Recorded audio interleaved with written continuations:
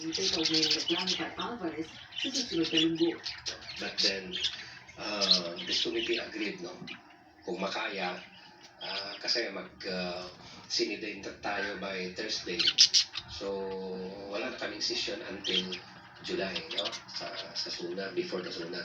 So, we are looking na kung makaya, so we will work to have our committee reports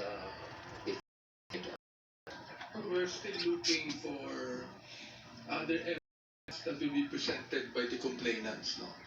So, by Monday, binigyan namin ng pagkakataon until Tuesday to really to wrap up the investigation. Subalit po si Mayor Uy naman ang tatanungin, dapat mapatamara si Congressman Alvarez, lalo na't hindi anya karapat-dapat ang asal nito sa isang public official.